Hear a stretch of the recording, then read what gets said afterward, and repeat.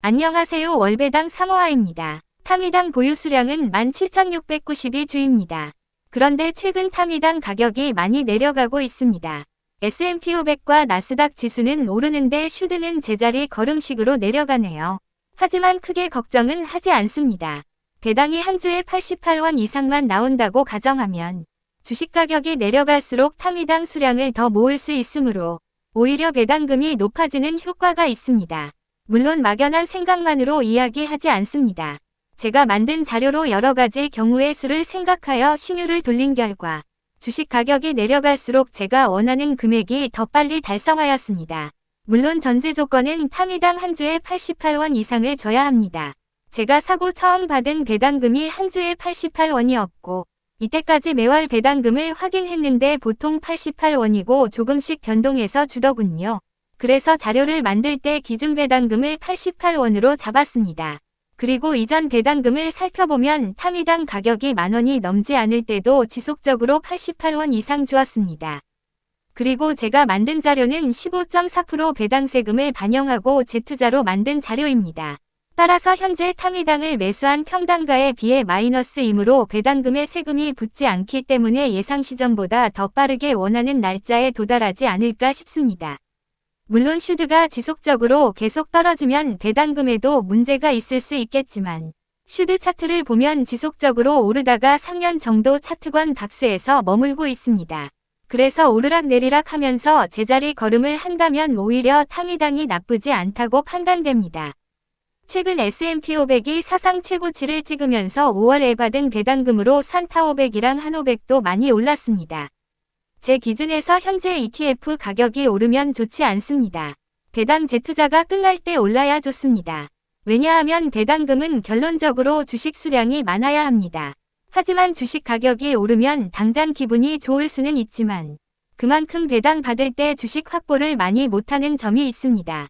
그래서 저번 영상에서는 S&P 500 배당주를 모으고자 하였지만 의도치 않게 계획을 조금 수정할 필요는 있어 보이긴 합니다. 한 500의 경우 배당 공시가 나왔는데 한 주당 157원입니다.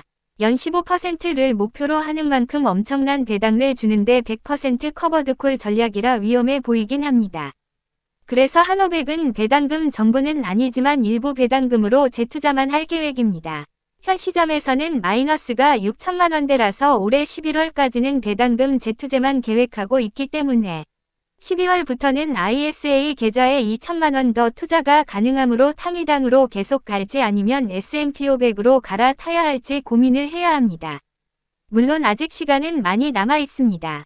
12월까지 타미당 차트가 우상향으로 힘을 못 받는다면 오히려 추가 매수금을 타미당을 살까도 고민 중입니다. 길게 보면 S&P 500이 맞지만 주식 수량 확보가 1순위라 훗날의 배당금을 무시는 못하겠네요. 저의 목표는 일하지 않고 연봉 1억입니다. 연봉 1억의 세후 수령 금액은 월 660만원 정도가 됩니다. 그러기 위해서는 월 배당금이 세후 500만원이 필요합니다. 제일 처음 영상을 올릴 때 저는 평범한 직장인이라고 했지만 이 표현은 맞을 수도 있고 아닐 수도 있습니다. 평범하게 시작했습니다. 하지만 지금은 어느 정도 자리를 잡았습니다. 이전 직장의 연봉이 괜찮았고 돈 쓸 시간이 없었습니다. 그래서 주식, 예금, 적금하는 것도 없이 시드머니를 모았고 중간에 사기도 한 번 당했지만 그래도 빠르게 정신 차려 남아있던 금액으로 도박성으로 단타로 회복하였고 지금은 10평도 안 되는 원룸에 새들어 살고 있지만 내는 월세보다 더 많은 월세를 받기도 하는 입장입니다. 마이너스를 통장을 적극 활용한 결과이기도 합니다. 아파트를 살까 수익성 매물을 살까 엄청 고민했지만 당장의 현금을 택했습니다. 아파트 가격은 오를 수도 있지만 지방은 내려갈 경우가 더 많기 때문입니다. 그리고 당장의 현금으로 더 많은 돈을 벌 수도 있는 기회가 있다고 생각했습니다. 그래서 지금도 먼 미래의 주식 가격이 아닌 당장의 배당금에 집착하는 이유이기도 합니다. 돈이 돈을 만듭니다. 아무튼 주저리 떠들었군요. 유튜브보단 블로그에 올리는 글이 익숙합니다. 올리는 영상은 전문적인 내용보다는 개인적인 생각이나 경험이 많을 거라 생각합니다. 솔직히 여기까지 영상을 몇 명이나 볼까 생각합니다.